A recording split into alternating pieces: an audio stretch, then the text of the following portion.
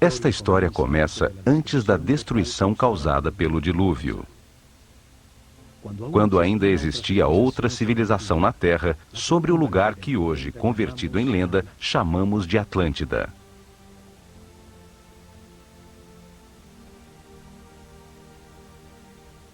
Tinham uma sabedoria que era produto da evolução da consciência do homem por milhares de anos. Eram verdades aprendidas sobre o funcionamento do universo e do processo que chamamos vida. O estudo das constelações lhes revelou que a humanidade era uma união vivente entre o céu e a terra, e que as estrelas e os sóis a influenciavam, formando estações, ciclos e ritmos.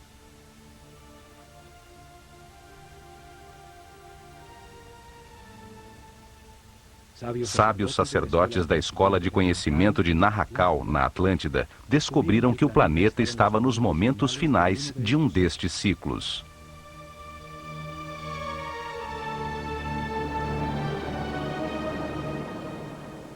Avisaram, sem que lhes dessem ouvidos, que uma catástrofe eminente destruiria as estruturas que organizavam a vida do homem.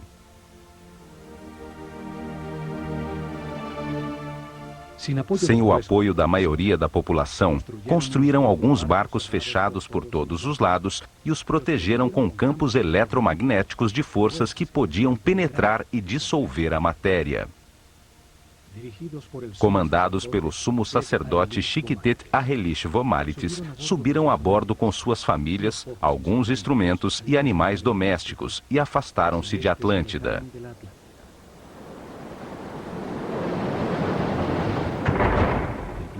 O planeta estremeceu, os céus derreteram e as águas arrasaram os continentes, apagando quase todos os rastros de sua civilização.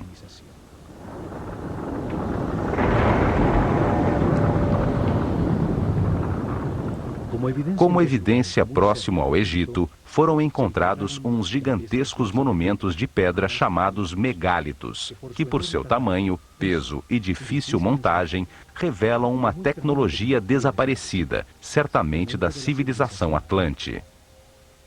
A primeira evidência está em Baalbek, Líbano. Lá se encontram os 3 maiores e mais pesados monumentos de pedra do mundo, chamados monolitos. Cada um pesa 1.200 toneladas, mede 25 metros de comprimento, 8 de largura e 5 de altura. O maior peso que podemos levantar com um guindaste é o ônibus espacial Discovery, que pesa somente 150 toneladas, 1/10 do peso dos monolitos. Não existe hoje tecnologia para levantá-las e muito menos para posicioná-las com tanta precisão. O lugar onde foram talhadas fica a 3 quilômetros, onde se encontra uma pedra do mesmo tamanho que nunca foi utilizada pelos construtores originais. Em virtude do seu tamanho, a misteriosa plataforma tornou-se um lugar sagrado para as culturas que, depois do dilúvio, se assentaram na região. Assírios, persas, gregos e, por último, os romanos construíram seus principais templos sobre a plataforma. A segunda evidência está em Jerusalém. A cidade é sagrada para 3 religiões. Lá existem outros desses megálitos, monumentos gigantescos, pesando cada um mais de 800 toneladas. Por seu enorme e inexplicável tamanho, também se converteram em lugares sagrados em volta dos quais cresceu Jerusalém. Fazem parte da enorme plataforma que sustentava o templo dos judeus e que hoje segura a mesquita de Al-Aqsa e a cúpula da Roca. As pedras fazem parte das fundações do Muro das Lamentações. Hoje chega-se lá por um túnel que revelou as enormes pedras. Os megálitos de Baalbek e de Jerusalém faziam parte de construções desaparecidas com o cataclismo universal e permaneceram em seu lugar por serem tão imponentes. Este cataclismo destruiu a civilização Atlante. Isto aconteceu por volta do ano 10.900 a.C., quando o sistema solar transitava no signo de Leão, e está registrado nos livros sagrados de todas as culturas do mundo.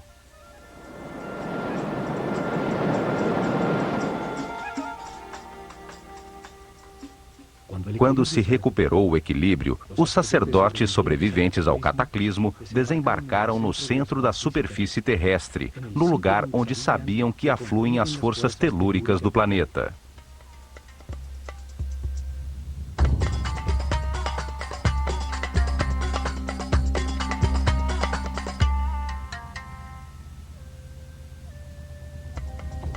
Esperavam utilizar essas forças para dar impulso ao pensamento do homem, construindo maciças formas piramidais que ressoavam, concentravam e transformavam a vibração fundamental do planeta em energia. Seres muito avançados espiritualmente, que tinham um conceito de progresso que não estava baseado em aquisições materiais, mas em encontrar a paz e a harmonia interior, transformando o limitado homem-animal num super-homem.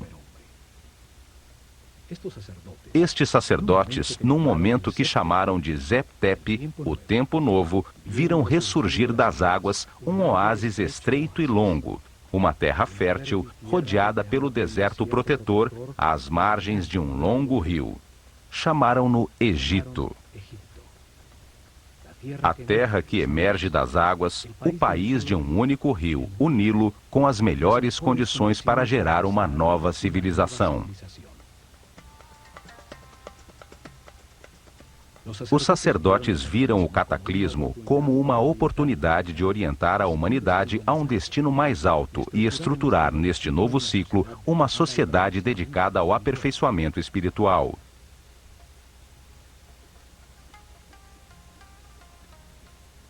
A esfinge demonstra os enormes ciclos de tempo que consideravam. Sua forma de leão com cabeça de homem ressalta o ciclo compreendido entre a Era de Leão e a de Aquário, os tempos de influência da nova civilização. Viam a vida como um processo desenhado por Deus, no qual o homem reencarna sucessivamente para aperfeiçoar-se e ascender na hierarquia do universo. O espírito do homem que não entende o Criador, nem a razão do universo ou de sua própria existência, se encarna num corpo para viver experiências que lhe permitam adquirir sabedoria e compreensão. O lugar em que reencarna e experimenta tudo tem dois extremos opostos. É um universo polarizado e dual, que permite a comparação entre as partes, para compreender qual é a verdadeira.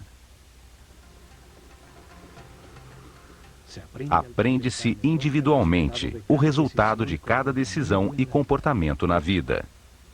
O sofrimento permite entender a felicidade e a angústia permite entender a paz. Ao longo de muitas vidas, comparando os dois extremos, entende-se que a verdade está no centro, na neutralidade do amor.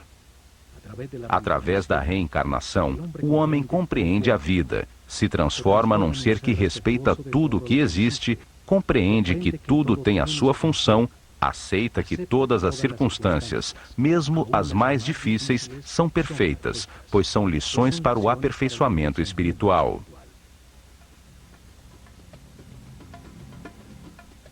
Vida após vida, o homem vai subindo de nível, tem mais informação, permanece em paz e harmonia, maneja mais energia vital, se transforma num ser tolerante e respeitoso que alcança mais poderes. Compreende que no universo dual, em circunstâncias contraditórias, a única coisa que não tem polaridade é o amor. O amor é neutro como Deus. Com o zodíaco de Benderat, ensinaram que esse processo de aprendizagem concede a cada espírito um ciclo cósmico, 12 eras zodiacais.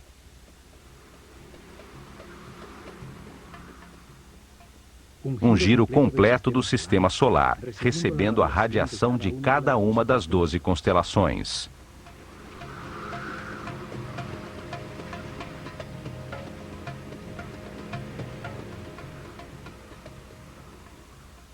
Durante esses 25.920 anos, reencarna 700 vezes em diferentes corpos, lugares, tempos, circunstâncias, condições e personalidades. Em cada vida aprende algo diferente. Cada vez nasce influenciado de diferentes maneiras pelas forças que as estrelas irradiam. Assim, todo ser vivo cumpre um ciclo cósmico, recebendo energia das 12 constelações e a influência dos céus, que marcam ritmos e produzem estados diferentes. Conhecendo a relação deste processo de aprendizagem, das vidas do homem na Terra com o movimento do planeta e do sistema solar, regeram os seus planos pelas estrelas. Estruturaram um método para revelar informações sobre Deus, o universo e o processo de aperfeiçoamento durante milhares de anos. Uma forma de mostrar ao homem o que é a vida e para que existe. Estabeleceram fases para revelar informações sobre Deus ao seu povo, etapas que mudariam com as eras zodiacais na abóbada celeste. Épocas dedicadas a estudar como Deus criou o universo e depois a consciência do homem. Cada fase da revelação foi dirigida por um centro religioso construído ao longo da coluna vertebral do Egito, o Nilo. Atuaram como os chakras, ou centros de transformação e distribuição de energia e informação ao corpo do país. Desenvolveram em 4 épocas 4 centros religiosos, cada um deles dedicado a explicar e conseguir a compreensão do povo sobre uma fase do Gênesis. Cada um deles dedicado a um momento distinto do único Deus, com nomes e formas simbólicas diferentes.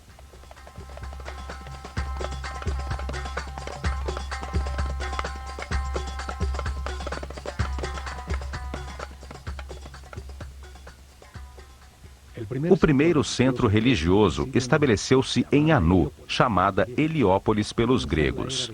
Ao começar a Era de Gêmeos, no ano de 6.620 a.C., na época pré-dinástica do Egito. Uma época dedicada à simetria na arte e na arquitetura. Foi dedicada a revelar informações sobre as características, qualidades e significados de um Deus absoluto, o único Deus, a causa original, o todo, que chamaram Atum-Ra, a unidade homogênea, estática, antes de manifestar o universo. O segundo templo estabeleceu-se em Mênfis, ao começar a Era de Touro, ano 4.460 a.C. Foi dedicado a revelar informações de outro momento de Deus, quando manifesta o universo, os planetas e os homens, quando ativa a sua vontade, a sua energia divina e cria a matéria. Essa característica criadora de Deus chamaram de Tá. Durante essa época, sente-se a influência de Mentu, o touro que representa a Era de Touro, em todo o Egito, até no nome dos faraós. O terceiro centro religioso foi criado em Hermópolis, dedicado a Tote, assim chamaram o único Deus, quando multiplica a criação sobre a terra com a diversidade da natureza, das plantas e dos animais. O quarto centro religioso estabeleceu-se em Tebas, com a chegada da Era de Áries, o Ram, no ano de 2300 a.C. Foi dedicado a revelar informações sobre as características, qualidades e significados de Deus, quando cria a sua imagem e semelhança a consciência do homem. Chamaram-no Amon-Ra. Nessa época, acontece o momento culminante da civilização. Constroem-se centenas de templos onde a imagem de carneiros predomina e os faraós incorporam Amon e Ram aos seus nomes.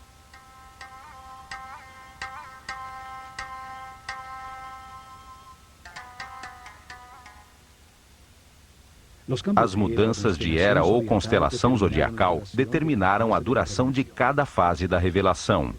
O povo entendeu aos poucos que existe um só Deus, que por suas características e momentos diferentes em que cria o universo e o homem, tem nomes diferentes. Criaram uma escola de mistérios para transmitir o seu conhecimento, garantindo sacerdotes sucessores de sua casta para continuar o processo de revelação. Se desenvolveram ao redor dos templos e centros religiosos. Em seu interior, se dedicaram a converter os iniciados em seres respeitosos, capazes de guiar seu povo e manejar as forças fundamentais da natureza. Escolheram seus discípulos entre todos os meninos do Egito, pelo nível de consciência e de sensibilidade que demonstravam, dando-lhes a possibilidade de dedicar-se a uma vida de sacerdócio. Deram-lhes informações sobre o processo de aperfeiçoamento, sobre Deus e o universo, através da reencarnação. Ensinaram-lhes ciências, artes, religião e filosofia. Foram treinados a exercitar seu autocontrole, aprenderam a conservar a sua energia vital, a compreender a importância do respeito e do livre-arbítrio, acelerando seu processo evolutivo. Foram convertidos em sucessores de sua casta, sacerdotes com o conhecimento e o poder que este produz, com a missão de guiar o povo num caminho de aperfeiçoamento geral. Foram encontradas estátuas de sacerdotes, uns saindo de um cubo, outros representados como escribas, seres com o conhecimento. Alguns poucos tiveram adicionado aos seus nomes a palavra Hotep, que significa sábio, como Imhotep ou Amenhotep, filho de Rapu, como reconhecimento de sua sabedoria.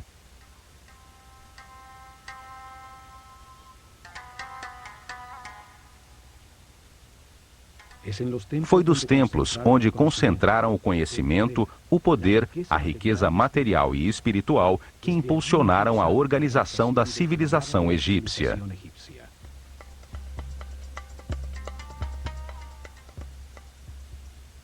Utilizaram o olho de Horus como símbolo desta organização fechada de sacerdotes que dirigiu o destino do Egito por milhares de anos, nas sombras, atrás do faraó.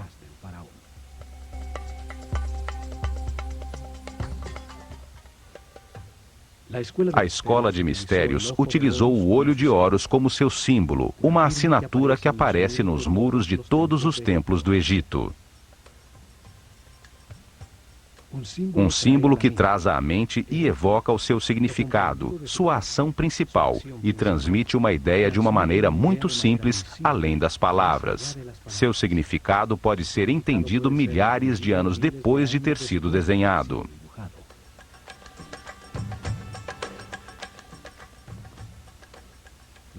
Os olhos são o sentido do sol, a origem da vida. Atuam percebendo a sua luz e as vibrações da cor. Transmitem à mente a intensidade e a força do fogo. Os olhos são os terminais nervosos que percebem a vontade divina, a intensidade da luz, a força de Deus, que os egípcios chamavam de Fi. A força que condensa o espírito na matéria, dando lugar ao universo, o lugar de experimentação da consciência. São os únicos nervos na superfície do corpo e que podemos observar em seu funcionamento vital. Florescem dentro de esferas cheias de um líquido branco cristalino.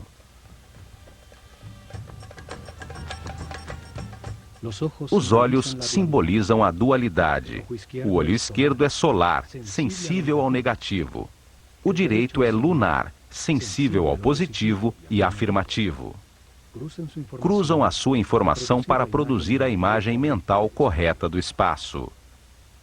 Simbolizam a experimentação da consciência num universo de contrastes, para encontrar a verdade por comparação entre as partes opostas. Reagem à luz ativa do Sol, produzindo na mente a verdadeira luz, a energia vital luminosa. Uma luz invisível que torna possível a inteligência e a compreensão da realidade. Os pássaros evocam a ação de voar, a liberdade sem limitações materiais. O falcão é o pássaro que vê melhor. Horus, o falcão, representa o espírito quando completa a sua aprendizagem na vida mortal e limitada. Quando entende as verdades do universo, porque as verificou em muitas vidas e se eleva sobre as limitações materiais, sobre o tempo e o espaço. O olho de Horus é a consciência imortal que tudo sabe, tudo vê. Pode voar muito alto sobre tudo que existe, ou fixar a atenção em qualquer detalhe. Evidentemente, os sábios sacerdotes se viam como observadores e guias de um movimento de aperfeiçoamento em direção à luz. Por isso, o seu símbolo era o olho de Horus, o olho que tudo vê.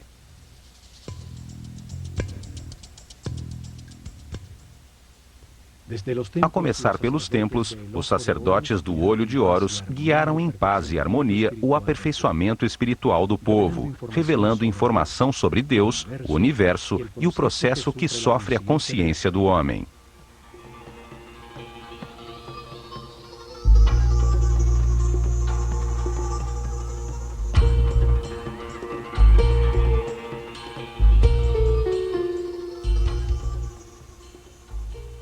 Protegido por muros altíssimos, cada templo era um enorme complexo, onde moravam milhares de pessoas, homens e mulheres igualmente, porque não havia distinção de sexo.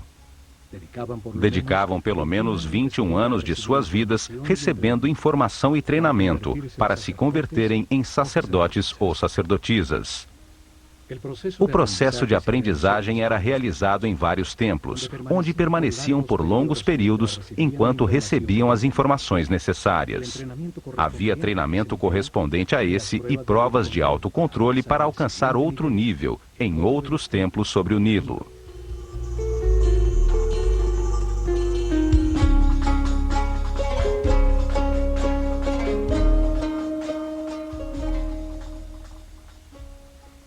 Cada templo era uma biblioteca viva com informação especializada. Cada um continha uma lição diferente sobre o universo ou a razão da existência.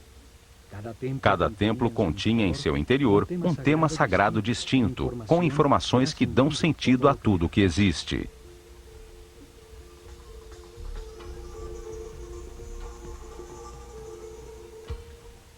O nível básico se realizava durante os primeiros 7 anos, quando recebiam informações gerais sobre o universo e treinamento para manipular os centros energéticos mais baixos do corpo.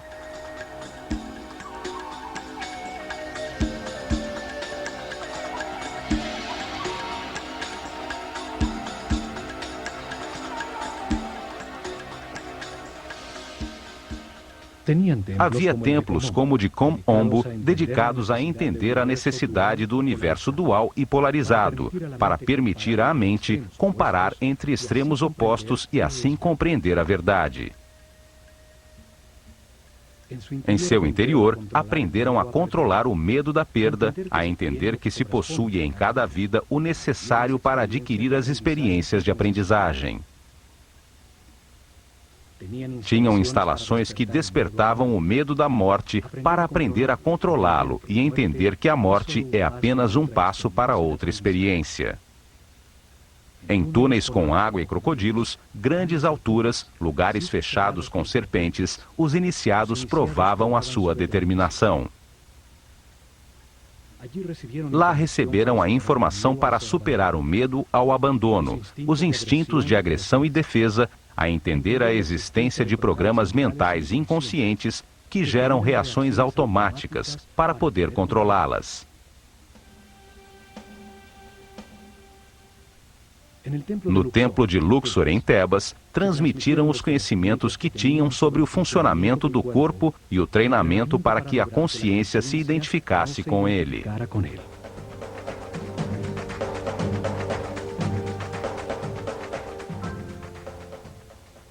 O templo inteiro era como um organismo humano, cada salão representando um órgão com informações nos muros sobre sua função principal, sobre o benefício que o organismo inteiro obtinha ao realizá-la e a sua relação com os outros órgãos.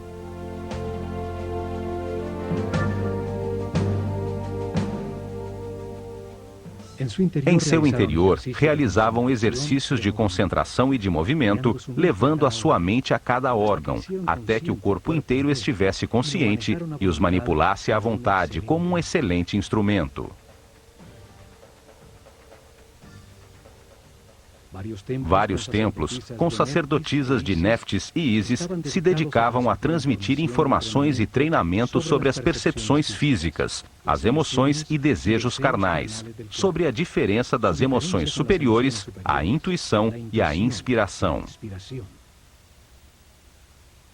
Aprenderam a transmutar as paixões e as sensações do corpo, com o poder do espírito, a elevar a consciência e sua depuração vital, a solicitar a canalização de energia e inspiração de espíritos em planos mais evoluídos para despertar a criatividade. Muitos templos, como o de Hathor, em Denderá, estavam dedicados às ciências, astronomia, astrologia e matemática. Em seus terraços, se dedicavam a registrar os céus, a entender as diversas energias que cada constelação emite e os efeitos que produzem. Seguiam dia a dia os desígnios das estrelas, controlando a duração do ano solar, a data exata da enchente do Nilo, o momento em que a Terra mudou da Era de Touro para a Era de Áries e os lugares que afetam o processo de evolução.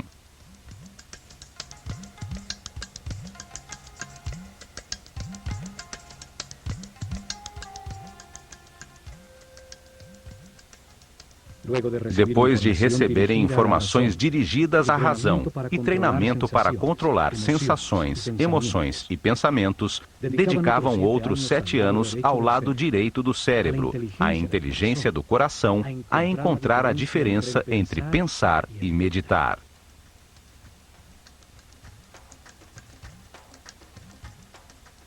O templo de Karnak, o maior do Egito, estava dedicado à consciência, a analisar as forças que a moldam, a entender o processo de evolução e a acelerá-lo, utilizando conceitos, palavras, sensações, pontos exatos ou movimentos.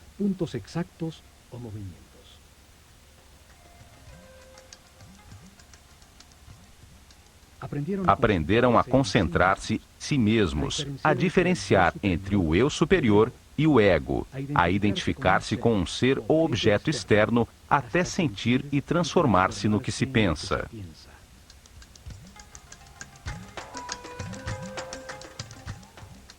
Realizavam exercícios de telepatia em lugares próximos, depois à distância, num momento determinado do dia, até aprenderem a comunicar-se mentalmente a qualquer hora.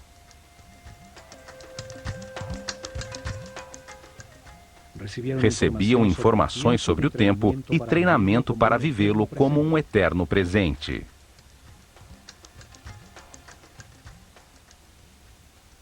Entendiam que pensar é comparar para conhecer e que quando se sabe tudo, não se pensa nem se compara.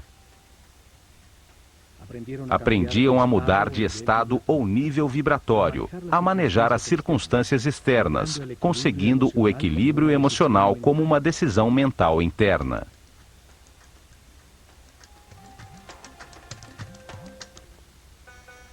Cada templo continha 3 níveis de informação.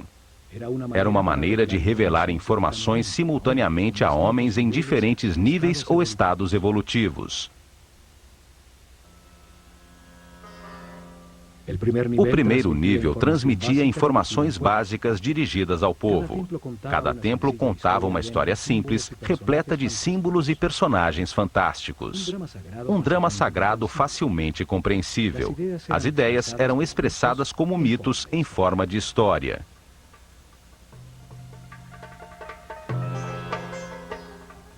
O mito, a história fantástica, foi utilizado como método para revelar ao homem um mundo que ele só entende imperfeitamente. Os mitos ganham vida quando se acredita neles. Inventavam personagens com características simbólicas, com formas que trazem à mente sua função e atividade principal, que participavam de histórias simples e parábolas que contam verdades sobre a natureza humana sem a aridez e a abstração da filosofia ou da metafísica. O povo recebeu a informação sobre cada tema sagrado ao conhecer a história central de cada templo, ao conhecer as fraquezas e forças de cada personagem, as circunstâncias que atravessam e a maneira como os resolvem.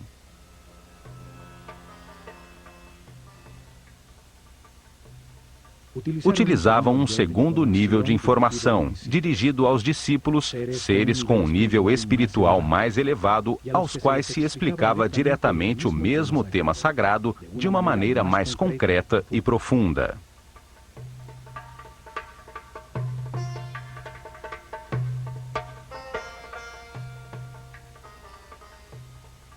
Para isso, utilizavam as cenas descritivas do mito, talhadas nos muros do templo.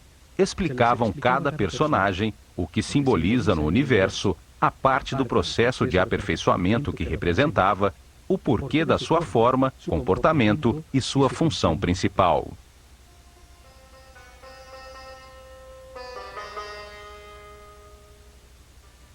A sabedoria dos sacerdotes do Olho de Horus fica evidente na história contada por cada templo e nas formas que utilizavam como símbolos. Só ao olhá-los, vem à mente a ação vital que representam, ou a qualidade que se ganha ao realizá-la. Ao representar homens com cabeça de animal como símbolo, os transformam em ideias que evocam a característica vital do animal. Trazem à mente a função do animal no universo.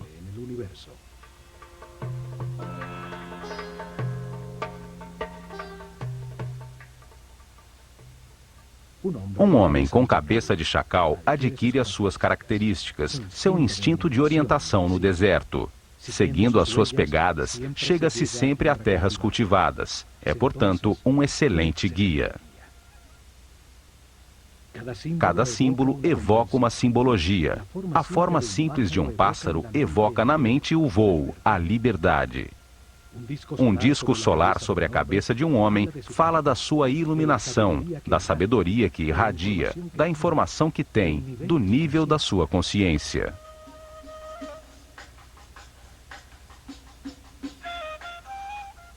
Estudaram detidamente os animais e insetos. Assim, reuniam um profundo conhecimento sobre a sua vida, sua atividade principal, suas necessidades vitais, os hábitos que desenvolviam para supri-las, sua dieta alimentar, a duração de sua gestação, seus hábitos sexuais e o sentido principal da sua existência.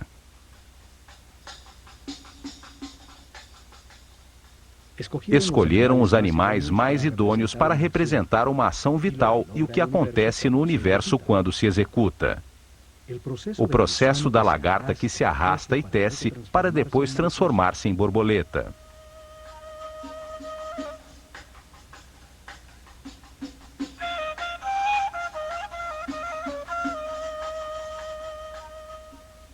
De todos os pássaros, o falcão é o que vê melhor.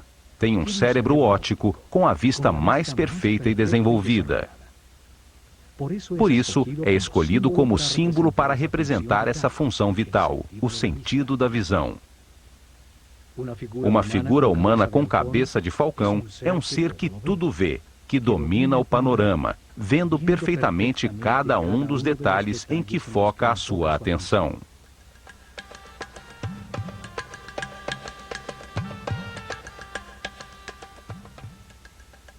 Estas figuras chamadas deuses ou néters, pelos egiptólogos que acreditam que o Egito era politeísta e que adorava os animais, representam apenas uma ação vital, um comportamento que transforma e aperfeiçoa.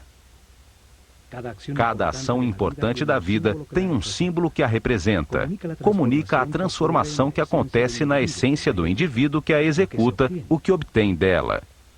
Um par de braços indica a adoração, um par de pernas a ação de andar, uma boca a ação de falar.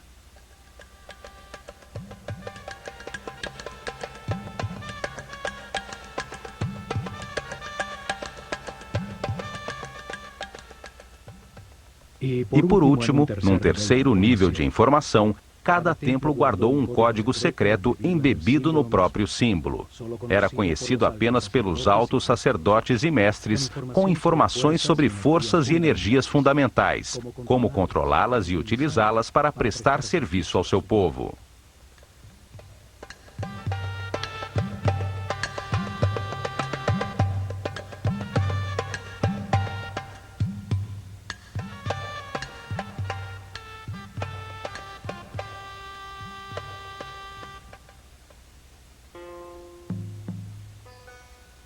Em templos como o de Horus, em Edfu, o sumo sacerdote levou seus discípulos mais evoluídos a deslocar sua consciência no tempo, abrindo o inconsciente para reviver e compreender as vidas passadas em seu processo de reencarnação.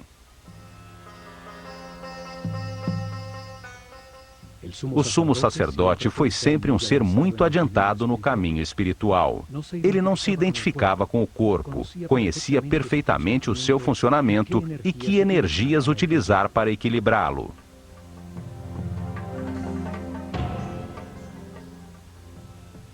Controlava do centro nervoso no alto da cabeça o mais alto nível de energia vital.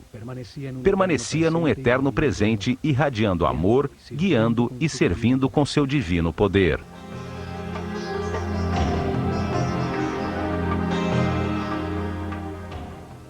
A matéria apenas recebe, se contrai. Dar é irradiar. Esta é uma característica vibratória do espírito. Os seres de cada nível recebem e transmitem aos níveis inferiores. Em seus salões, entenderam que a realidade se compõe de 7 níveis de energia vibratória, 7 correntes energéticas com 7 diferentes níveis de poder ou força.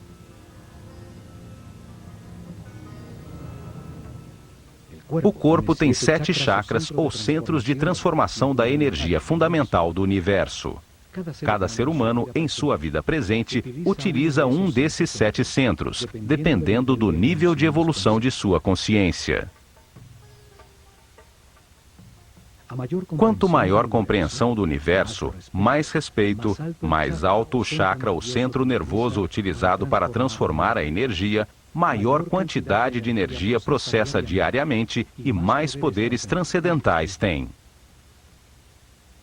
O sumo sacerdote podia controlar as forças fundamentais pelo altíssimo nível de energia vital em que permanecia o seu organismo. Seu sistema nervoso tinha uma resistência correspondente a esse nível de energia.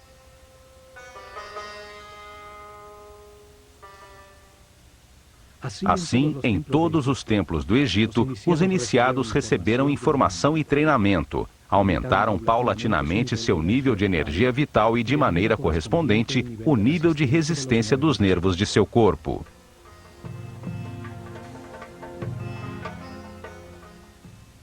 Aprenderam a manter-se em paz, harmonia, a respeitar tudo o que existe, a aceitar a perfeição do universo, para conservar seus níveis de energia vital, no caminho do aperfeiçoamento que leva à onipotência, ao controle de forças e energias superiores. Um intenso preparo físico, mental e espiritual que terminava com o momento de experimentar o tudo e o nada, o manifesto e o não manifesto, e receber numa pirâmide uma poderosa energia que permite vislumbrar o 7º nível de consciência.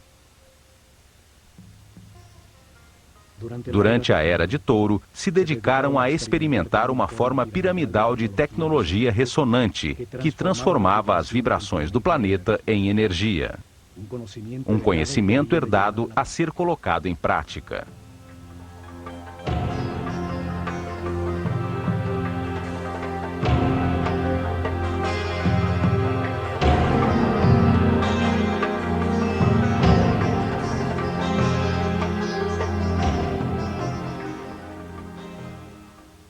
Colocaram maciças formas piramidais de milhões de toneladas em pontos nevrálgicos sobre a malha eletromagnética do planeta.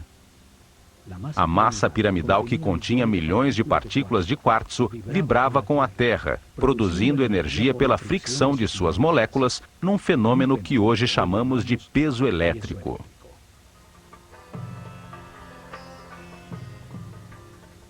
Construíram muitas pirâmides, até chegar ao modelo perfeito da pirâmide de Quéops.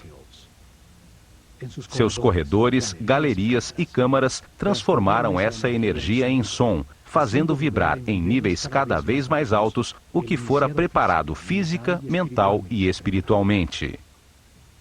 Esta força impulsionava a mente do homem a perceber outras dimensões, chegando a outros estados especiais de consciência. Com esta ajuda externa, os iniciados vislumbravam o 7º nível de consciência. Retornavam relembrando o êxtase obtido, as verdades verificadas, para transmiti-las a seus companheiros com palavras e ações. Em suas meditações posteriores, obtinham novamente esse estado de unidade sem movimento, até que essa situação se consolide definitivamente, e eles fiquem de maneira permanente no estado de Deus-Homem, sempre irradiando energia positiva de amor.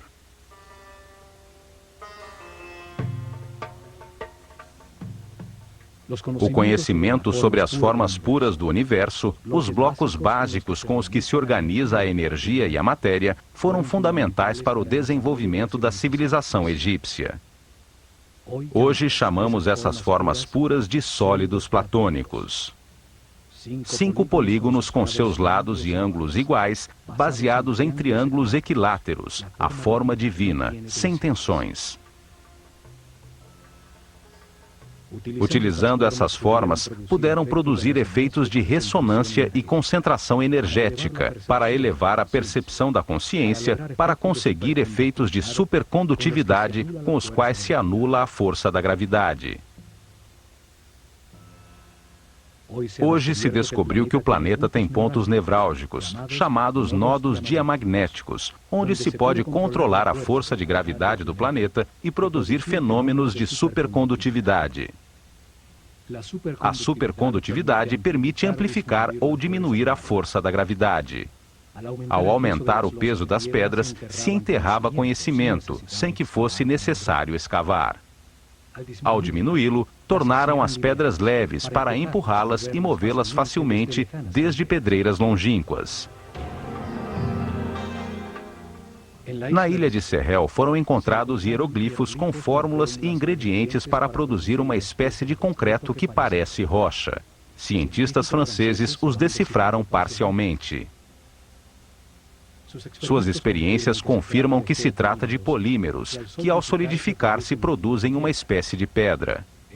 Isso explica a facilidade para fazer juntas tão exatas entre as pedras dos seus tempos, conseguindo usar os blocos já fundidos como forma para os novos.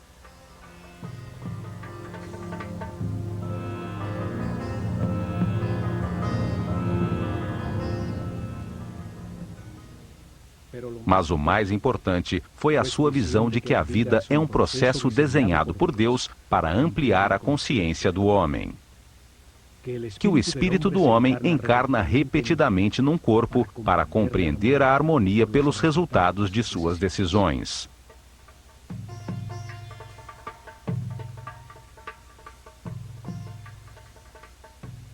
Ao viver muitas vidas com experiências opostas, de angústia e de paz, de depressão e de felicidade, de riqueza e de pobreza, de saúde e de doença, compreende a razão da sua existência e acaba com as limitações materiais, transformando-se num super-homem imortal. Um ser que não perde na morte a consciência ou a informação acumulada. Um espírito sábio ao final de um processo, que sobe outro degrau na perfeição do universo.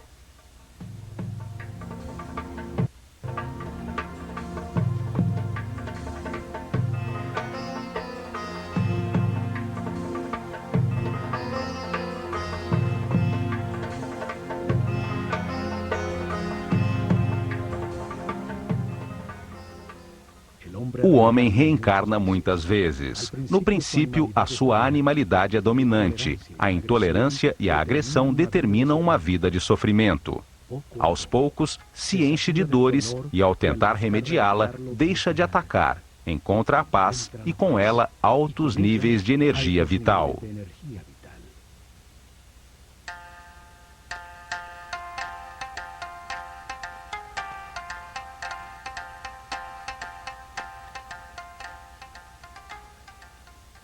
Com a informação do processo de aperfeiçoamento e das leis que o regulam, os egípcios melhoraram de vida. Aceitaram os momentos difíceis como parte do seu caminho de aprendizado, permanecendo assim em paz e harmonia.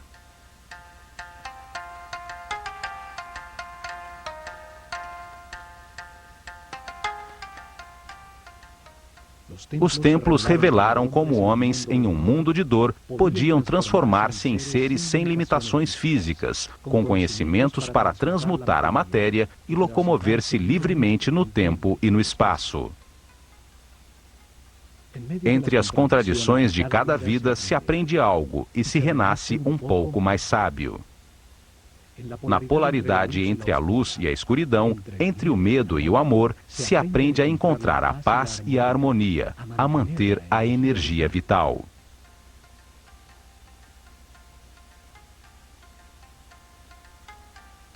Ao sentir na pele os tormentos e a angústia que produzem a ira, o ódio, o rancor ou a vingança, se compreende o valor da harmonia. Ao compreender que cada decisão produz paz ou sofrimento, pode-se passar do inferno da vida ao céu da mesma. O povo entendeu que todas as ações da vida diária, pescar, semear, colher, são uma maneira de aproximar-se de Deus, de se aperfeiçoar a cada dia. Construíram uma comunidade em paz e uma tal felicidade que, quando o historiador grego Heródoto visitou o Egito no ano 500 a.C., não pôde deixar de afirmar: de todas as nações da terra, os egípcios são os mais felizes, sãos e religiosos.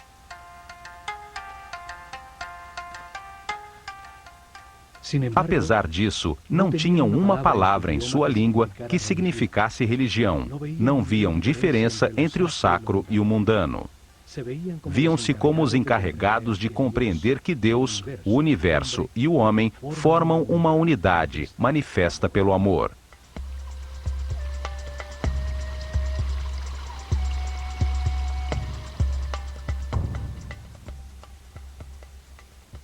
Nestes programas do Olho de Horus, veremos a mensagem que os egípcios transmitiram em seus templos: que todos os homens avançam por um caminho de aperfeiçoamento que leva muitas vidas. Alguns estão mais evoluídos que os outros, mas todos chegarão à imortalidade e à consciência permanente, somente aprendendo a ser flexíveis, a aceitar as circunstâncias e a respeitar todos os seres que nos rodeiam.